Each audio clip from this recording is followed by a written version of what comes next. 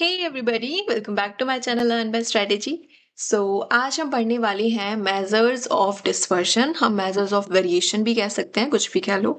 इससे पहले हमने पढ़ा था मेजर्स ऑफ सेंट्रल टेंडेंसी, जिसमें हमने मीन मीडियन मोड कवर करे थे in detail, in depth. Okay, तो उसके आगे ही आता है हमारा मेजर्स ऑफ डिस्पर्शन। ठीक है, तो अगर मैं डिस्पर्शन की बात करूं तो डिस्पर्शन इज बेसिकली कि हमारा पूरा डाटा कितना ज्यादा फ्लक्चुएट कर रहा है, वेरी कर रहा है, कि उस डाटा की एवरेज वैल्यू से वो डाटा, उस डाटा की सारी ऑब्जर्वेशन कितनी ज्यादा वेरी कर रही है, कितनी ज्यादा अलग है, कितनी बड़ी है, कितनी छोटी है।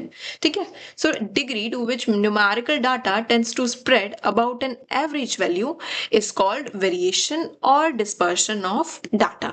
तो इसको पता लगाने के लिए मेजर्स आते हैं। ठीक है, मेजर यहाँ दो तरीके के पढ़ने वाले हैं, एब्सोल्यूट एंड रिलेटिव। तो क्या डिफरेंस है? सी, एब्सोल्यूट डिस्पर्शन में हम जिस यूनिट में डाटा देते हैं उसी यूनिट में आंसर हमारा आता है।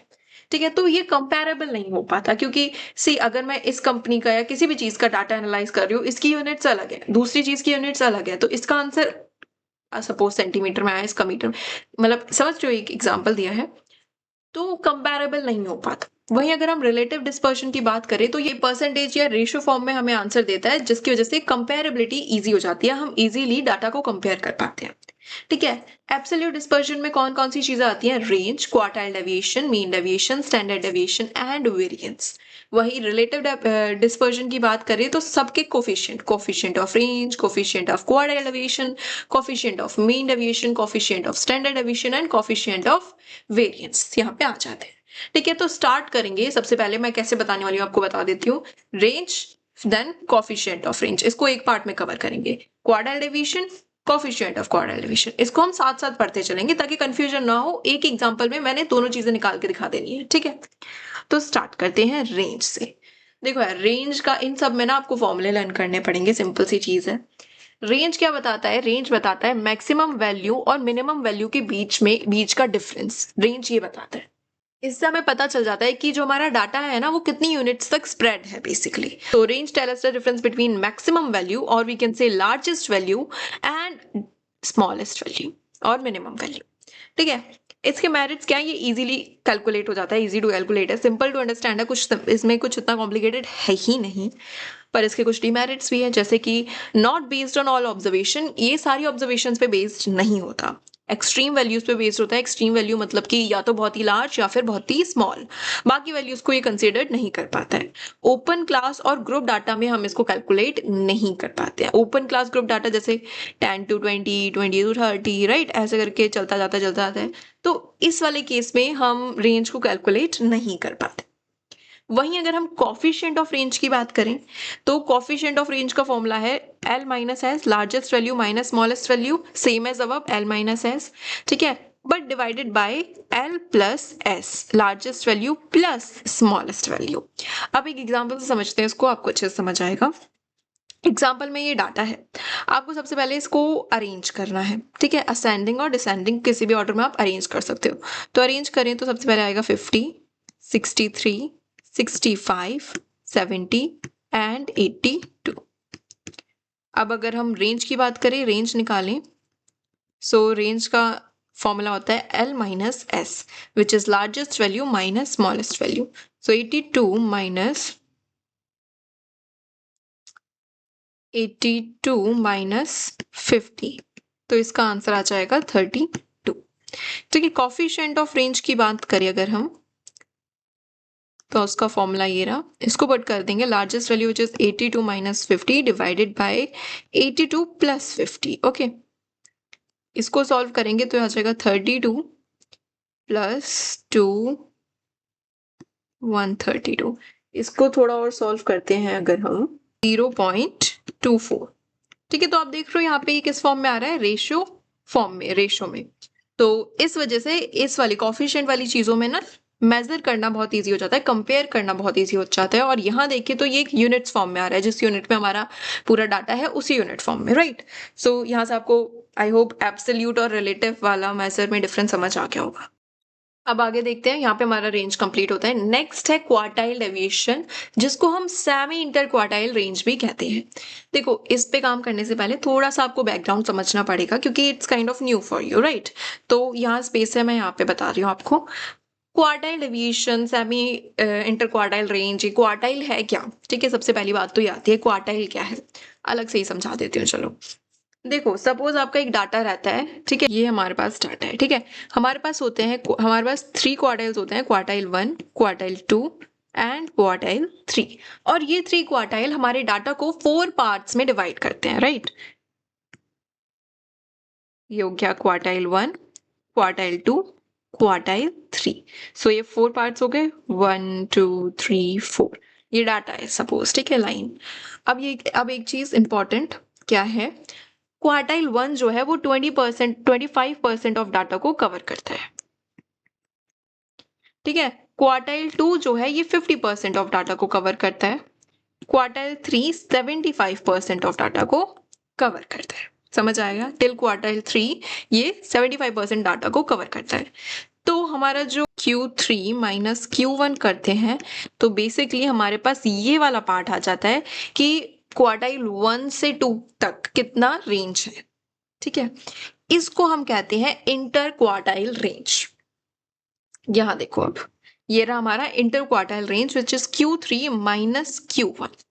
अब क्वार्टाइल डेविएशन या सेमी इंटर क्वार्टाइल रेंज की बात करें तो इसको बस डिवाइडेड बाय 2 कर दिया अगर हम, तो हमारा सेमी इंटर क्वार्टाइल रेंज, जिसको हम क्वार्टाइल डेविएशन भी कहते हैं, ये निकल के आ जाएगा।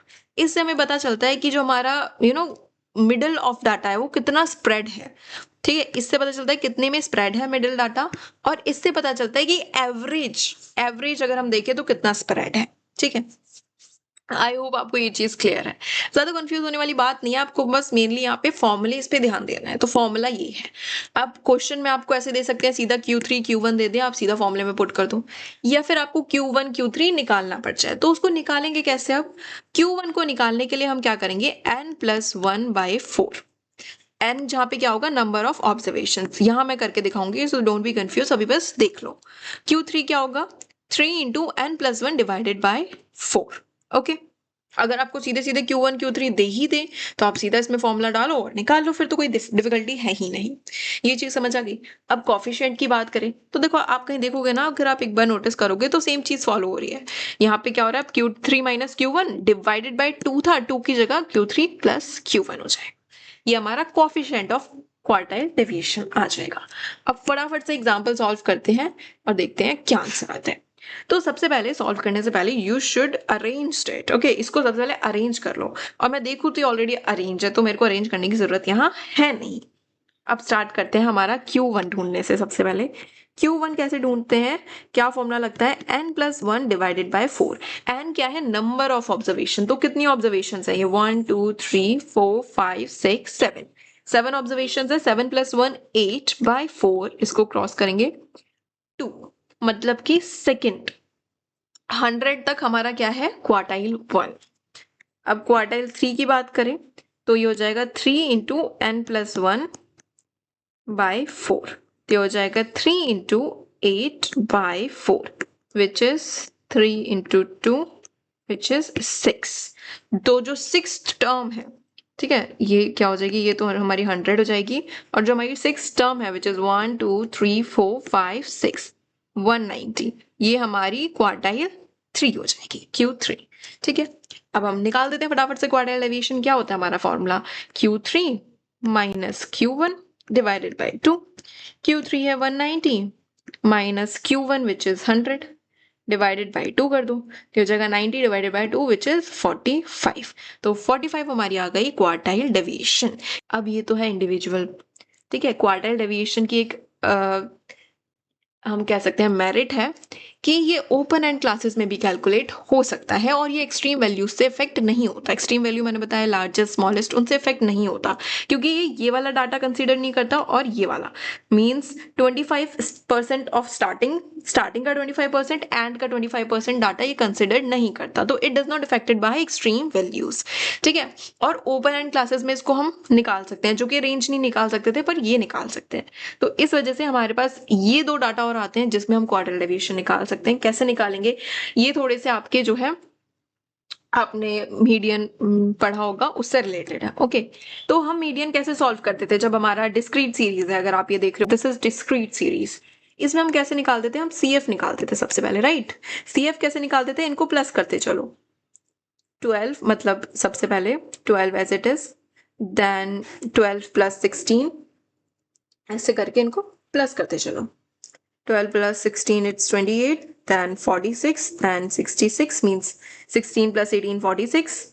Okay, 46 plus 20 66, 66 plus 15 ये हमारा हो जाएगा 81, 81 plus 13 ये हमारा हो जाएगा 94, and 94 plus 9 it's 103। और जो हमारा लास्ट CF आता है यही हमारा सम ऑफ फ्रीक्वेंसीज होता है 103। ठीक है, अब हम इसमें बात करें तो इसमें हम क्वार्टाइल 1 निकालने का क्या फॉर्मूला होता है, n+1/4, राइट। पुट कर दो इसको, सिंपल सी बात है। तो इसको अगर हम निकालें तो n के, अब हमारे यहाँ देखो नंबर ऑफ ऑब्जर्वेशंस कितनी हो जाएंगी, ये लेंगे। Number of observations are 103, 103 + 1 is 104 divided by 4, तो ये हो जाएगा 2 × 8 26 वैल्यू। अब हम CF में चेक करते थे कि 26 है, नहीं है तो 26 से जस्ट अब एक बड़ा देखो तो वो हो जाएगा 28 वाली रेंज सेलेक्ट करोगे तो आपको पता चलेगा कि 62 इज आर Q1। ठीक है, तो इससे हमारा 62 निकल के आ गया Q1।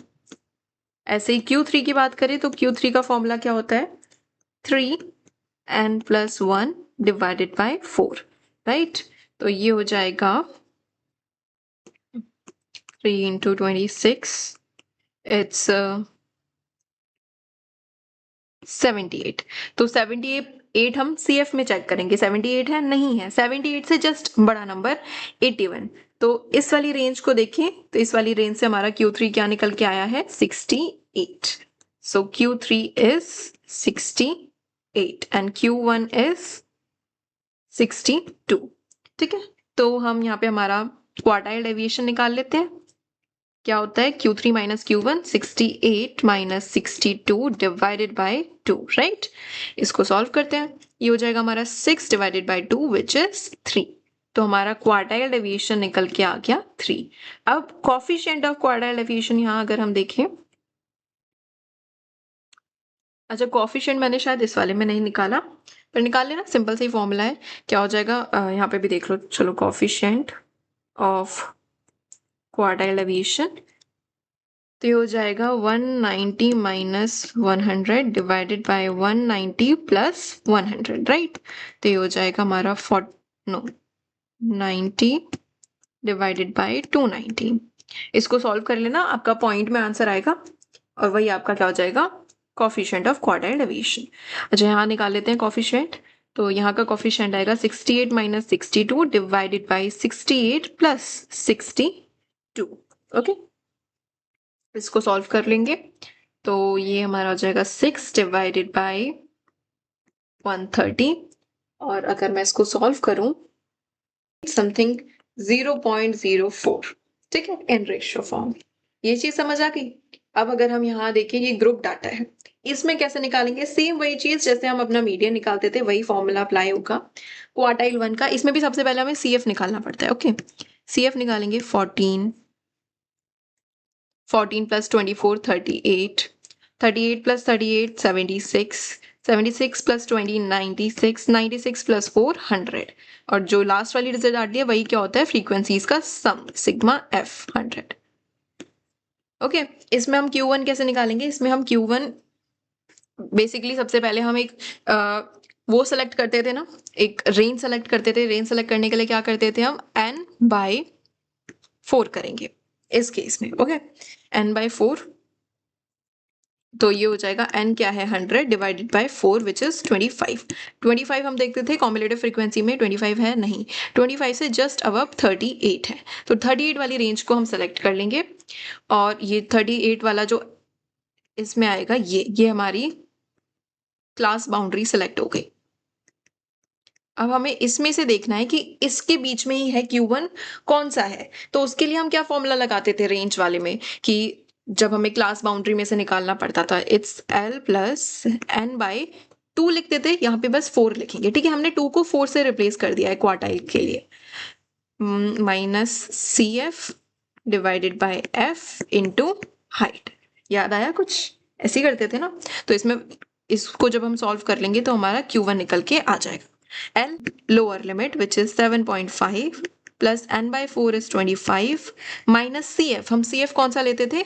जो सेलेक्टेड रेंज है उससे एक प्रीवियस, एक ऊपर वाला, ठीक है। तो हो जाएगा 14 divided by frequency is 24 into h is height, कि कितनी हाइट है इनके बीच में। तो इनके बीच की हाइट है 3 यूनिट्स, तो हम 3 ले लेंगे। इसको सॉल्व करोगे आप तो आपका आंसर आएगा 8.875, ठीक है। इसको सॉल्व करके देख लेना। तो आपका Q1 क्या आ गया? ये आ गया, ठीक है। Q3 की बात करें अगर हम, तो Q3 कैसे निकालेंगे? 3n/4 करेंगे सबसे पहले। 3n/4 करेंगे तो हमारा आ जाएगा 75। अब हम 75 चेक करेंगे। CF में 75 है नहीं, बट 75 से जस्ट एक बड़ा नंबर 76 है, तो इसको सेलेक्ट कर लेंगे। इसमें से हमें पता चल गया कि हमारी क्लास बाउंड्री है 10.5 टू 13.5। अब इसमें से हम सेलेक्ट करेंगे क्वार्टाइल 3 निकालने के लिए कि कौन सा नंबर इनके बीच में से कौन सा नंबर है जिसको हम Q3 कंसीडर करें। उसके लिए सेम यही वाला फॉर्मूला लग जाएगा, L ये वाला, ठीक है। तो इसको लगा देते हैं। L क्या है हमारा? 10.5 प्लस में n/4। n/4 को किससे रिप्लेस कर देंगे? 3n/4 से। यही आपको एक चीज ध्यान रखनी है, हम जब मीडियन निकालते थे तो n/2 लेते थे हर बार, पर यहाँ क्वार्टाइल 1 के लिए n/4, क्वार्टाइल 3 के लिए 3n/4 लेंगे जस्ट, ओके। तो 3n/4 कितना है? 75 माइनस CF क्या आएगा हमारा? जस्ट एक ऊपर वाला 76 से जस्ट एक ऊपर वाला 38 माइनस 38 डिवाइडेड बाय फ्रीक्वेंसी हमारी है 38 इंटू 3, ठीक है। जब आप इसको सॉल्व करोगे तो आपका आंसर आएगा 13.42।